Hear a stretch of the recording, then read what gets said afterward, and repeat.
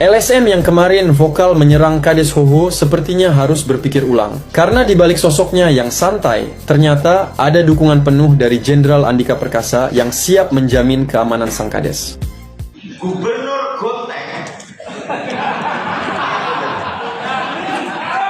Lanjut, Gubernur Goteng kencing di pinggir jalan. Itu kalau orang yang senang sama Goteng. Gubernur Goteng itu orang yang merakyat, kencing aja di pinggir jalan. Akhirnya Kades Hoho merapat ke Kang Deddy Mulyadi terkait kasus yang telah menimpanya itu. Pertemuan ini terjadi pasca kasus ia dikeroyok masa LSM, di mana seragam dinasnya sampai terkoyak. Ia menuntut keadilan ke berbagai pihak, termasuk berkoordinasi dengan KDM, atas kasus yang tengah ia hadapi. Kenapa sekarang kelihatan layu? Punya istri lagi? Enggak, oh enggak. Kenapa kelihatan layu? Semangat dong, jangan layu. Baru tidur. Baru tidur. Bapak ini kepala desa yang paling terkenal di seluruh Indonesia. Di tempat lain nggak ada kepala desa yang sepopuler Bapak. Resiko orang populer itu menjadi objek bagi semua pihak. Itu resiko. Kayak saya jadi gubernur. Itu gubernur yang sering di demo ya Deddy Mulyadi. Tiap hari ada aja, tiap hari ada yang komen, ada yang hampir setiap bulan sekali ada demo berbagi kebijakan yang dianggap merugikan orang dan sekelompok orang. Itu saya di demo terus, demo studi tour, habis demo studi tour, demo tambang, ya kan? Ya. Terus demo apa lagi ya? Banyak. Masalah UMSK. Ya, setiap kebijakan pasti menimbulkan resiko dan hidup itu pro kontra. Ada yang suka, ada yang tidak suka. Semakin banyak yang suka pada kita, semakin banyak orang yang tidak suka pada kita. Kenapa kelihatan layu? Bapak ini kan pemberani. KDM memberikan respon baik dengan apa yang sedang terjadi. Ia menggambarkan bahwa seorang pemimpin sudah dipastikan akan selalu menemui situasi pro dan kontra dalam setiap kebijakan yang dibuat dan Pak Gubernur Jawa Tengah Lutfi sepertinya mulai kebingungan mengatasi rakyatnya sendiri. Setelah sebelumnya menaikkan pajak untuk menggenjot, untuk mengumpulkan dana secara paksa, masyarakat malah menolak dengan membuat tagar stop bayar pajak. Dan memang realisasi pajak terus menurun, terus merosot. Nah, di sini beliau kebingungan. Waduh, kebijakanku itu mulai dilawan ya. Aku nggak ada wibawa ini, nggak ada didengar oleh masyarakat. Maka dimunculkanlah jurus dalam tanda kutip menakut-nakuti. Awas lo ya, kalau nggak bayar pajak, disamperin lo ke rumahnya masing-masing. Disatronin.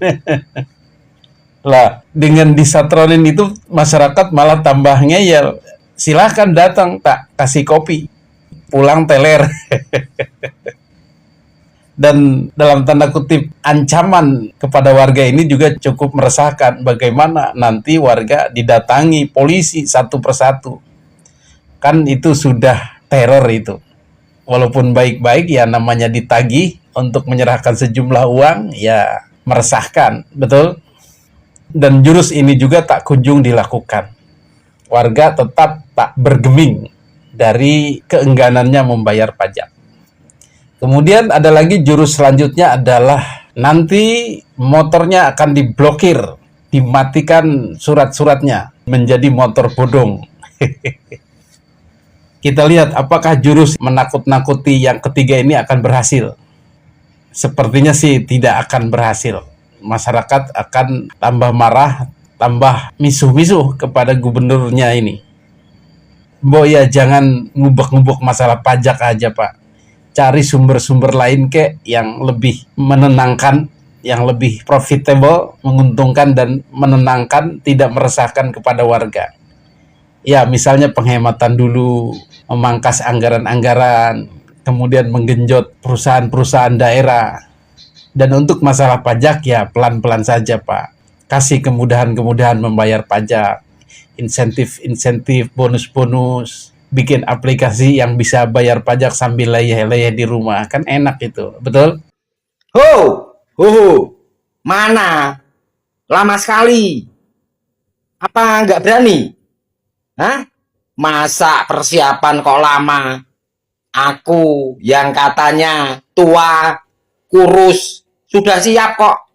Kamu yang muda, energi, badanmu gede, banyak tatonya, kok lama? Gimana? Minder? Nah, ngomong kalau minder. Makanya ya, cepat ya, aku tunggu ya. Jangan sampai nanti dingin.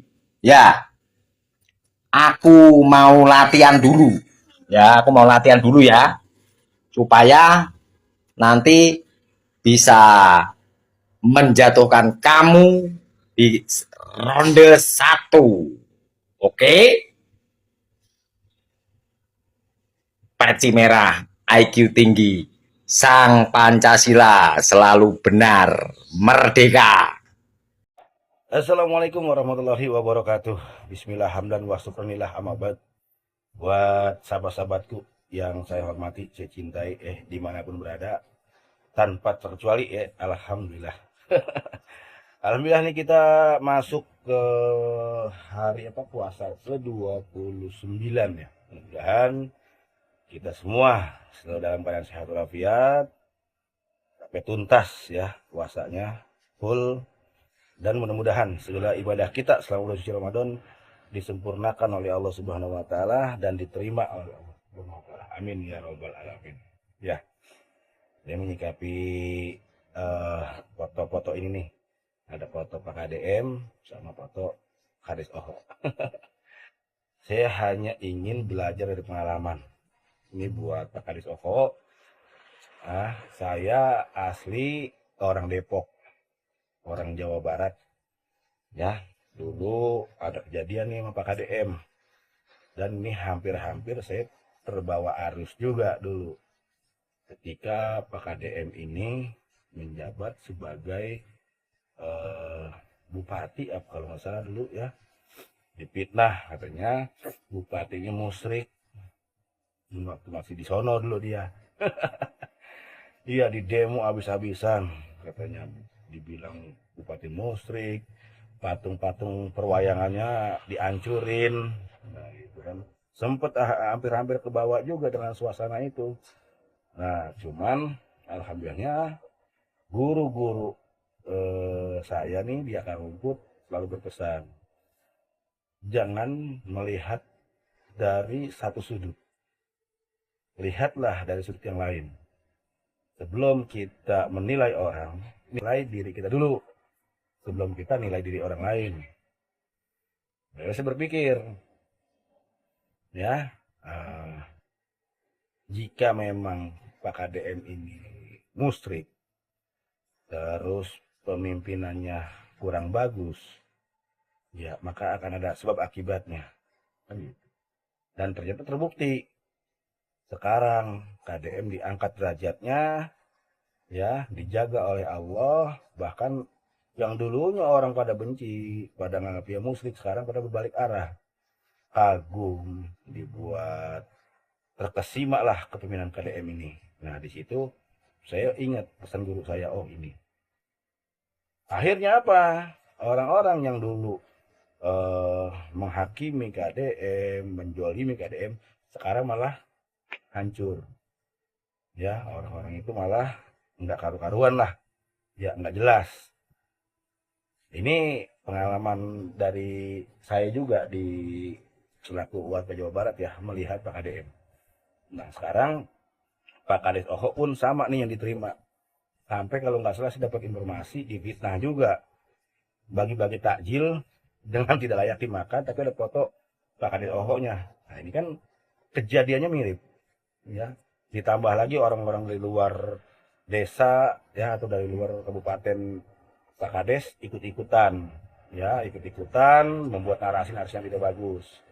Termasuk ada kemarin insinyur dari Bandung yang setelah Pak Kades kasih penjelasan ya, saya baru paham juga itu.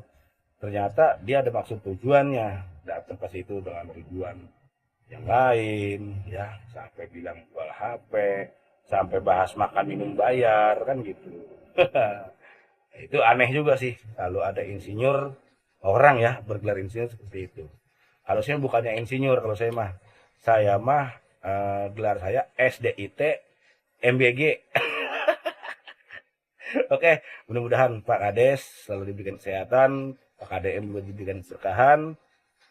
Dua pemimpin ini saya acungin jempol dan the best pokoknya ya. Semoga sehat selalu ya. Semuanya sama-sama diberikan keberkahan dan diberikan kemuliaan oleh Allah Subhanahu wa taala. Allahumma afiq iqlamit thariq. Wassalamualaikum warahmatullahi wabarakatuh.